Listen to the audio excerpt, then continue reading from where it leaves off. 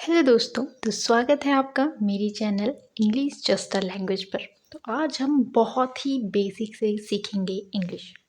English का basic foundation होता है ना, जो बहुत ज़्यादा बेसिक, वहाँ से सीखेंगे ABCD से, ताकि आपको कहीं और जाने की ज़रूरत ना पड़े। इंग्लिश का हम A से सीखेंगे, A to Z। ठीक है, तो शुरू करते हैं।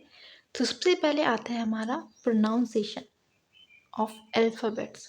अल्फ़ाबेट मतलब जो हमारे अक्षर होते हैं, इंग्लिश के अक्षर को हम अल्फ़ाबेट्स कहते हैं। और प्रोनाउंसिएशन मतलब कि हम उसे कैसे बोलते हैं। जब उसे बोलते हैं तो क्या साउंड आती है, कैसे पढ़ते हैं उसे। तो हमारे इंग्लिश में बेसिकली 5 वर्बल्स होते हैं। वर्बल्स क्या होता है? वर्बल्स हमारे हैं स्वर, मतलब इससे क्या साउंड आती है। तो वो होते हैं 5 कौन कौन से हैं? A, E, I, O, U। ठीक है, 5 स्वर हैं। 5 स्वर से मिलके ही हमारे शब्द बनते हैं, इंग्लिश के वर्ड बनते हैं। तो बिना स्वर के, बिना वोवल्स के हमारा जो अल्फ़ाबेट, हमारे वोवल्स वाले अल्फ़ाबेट हैं, बिना इनको अगर हम कॉन्सोनेंट में जोड़ दें, कॉन्सोनेंट मतलब व्यंजन, बिना इनके कोई अक्षर नहीं बन सकता, बेजान है वो अक्षर। तो इसलिए अगर किसी बेजान चीज़ में जान डालनी है तो उसके लिए हमें डालना होगा उसमें वोवल्स। वोवल्स हमारे स्वर होते हैं। कॉन्सोनेंट क्या होते हैं? B, C, D, F, G, H, J, K, L, M, N, P, Q, R, S, T, V, W, X, Y, Z। ये हमारे कॉन्सोनेंट्स हैं। अगर आपको ABCD भी नहीं आती है, कोई बात नहीं, हम ABCD सीखेंगे। किसको क्या पढ़ते हैं, किसको क्या प्रोनाउंस करते हैं, किसका क्या साउंड होता है। ठीक है, तो यहाँ पर लिखा है मैंने आपके लिए ABCD। हिंदी में हम अक्षर को सिर्फ एक बार में ही लिखते हैं, एक ही तरीके से लिखते हैं। कोई छोटा कोई बड़ा नहीं होता उसमें, चाहे इसको हम शुरू में लिखें, चाहे अंत में लिखें, चाहे बीच में लिखें। पर इंग्लिश के कुछ रूल्स हैं। अगर हम अक्षर को शुरू से शुरू कर रहे हैं तो उसमें हमेशा लेटर को, अल्फ़ाबेट्स को कैपिटल में लिखा जाता है। ठीक है, तो इसीलिए जो अल्फ़ाबेट्स होते हैं उनको कैपिटल में अलग ढंग से लिखते हैं, और जो स्मॉल में होते हैं उनको अलग ढंग से लिखते हैं। तो हमारे कितने अल्फ़ाबेट्स होते हैं इंग्लिश में? 26। तो ये 26 अल्फ़ाबेट्स क्या क्या हैं, ये हम देखते हैं। ये हमारा कैपिटल A है। मैंने आपके लिए आपके सहूलियत के लिए यहाँ पर इसको हिंदी में भी लिखा है। अगर आपको इन्हें पढ़ना नहीं आता है तो आप इसे हिंदी में मिला कर पढ़ सकते हैं। इसे हम पढ़ते हैं A। ये कैपिटल A है और ये स्मॉल a है। ये B है, ये capital B, small b, capital C, small c। आप भी मेरे साथ बोलते रहिए, जिससे आपको ये चीज़ें जल्दी याद होंगी और जल्दी समझ में आएंगी।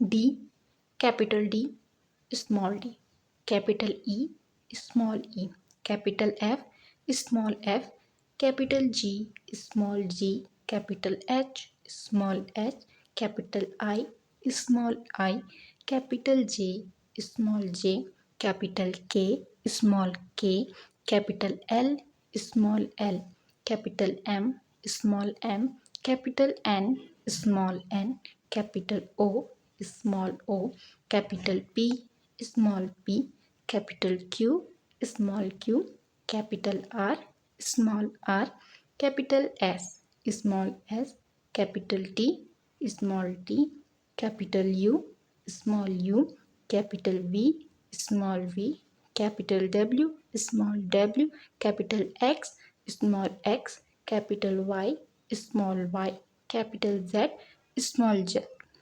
जेड हमारे दो तरीके से लिखते हैं हम स्मॉल में, ये एक तरीका है और ये दूसरा तरीका है।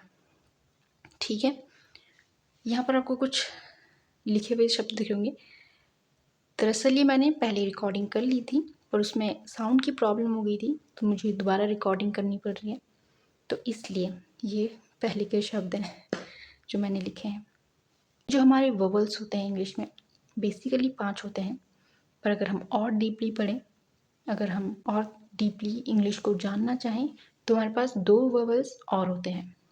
वैसे एक कॉन्सोनेंट्स ही होते हैं, कॉन्सोनेंट ही है हमारे, पर क्या है कि ये भी कभी कभी स्वर निकालते हैं, इनसे भी कभी कभी स्वर प्रोड्यूस होती है। वो कब, कैसे, कहाँ कहाँ होती है ये हम अगली वीडियो में पढ़ेंगे, पर यही आपको मैं बता देती हूँ कि इन दोनों वाई, डब्ल्यू और वाई से भी हमारे स्वर प्रोड्यूस होते हैं। ठीक है, अब हम पढ़ेंगे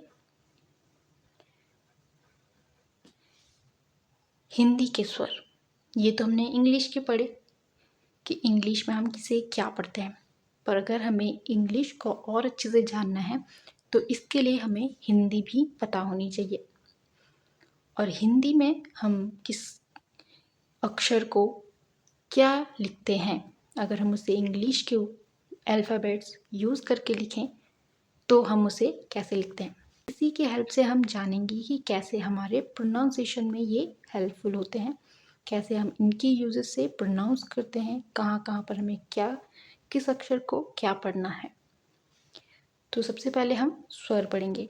हिंदी में हमारे स्वर होते हैं जिनकी वजह से आवाज़ निकलती है और जिनकी मदद से हमारे शब्द बनते हैं, तो वो है हमारे, मैं आपको एग्जाम्पल भी देते जाऊंगी साथ में ताकि आपको क्लियर होते रहे। तो ये है ए, औ को हम ए लिखते हैं, यहाँ पर मैंने आपको एग्जाम्पल दिए थे पुराने वाले। तो जैसे औ से अगर हम औ से कुछ लिखें तो मैंने लिखा था अजमेर, एक जगह का नाम है राजस्थान में। तो अजमेर की अगर हम स्पेलिंग लिखें, यहाँ पर औ है, इसको अगर हम इंग्लिश के में लिखें तो इसको हम लिखेंगे अजमेर। तो औ की जगह हमने क्या लिखा, ए। उसी तरह से आ, डबल ए, आप, हिंदी का वर्ड है, इसे अगर इंग्लिश में लिखें तो डबल ए पी, आप। स्मॉल ई से अगर हम कोई लिखें तो इसका, तो इसको इंग्लिश में कैसे लिखेंगे, इसका। उसी तरह से बड़ी को डबल ई लिखते हैं।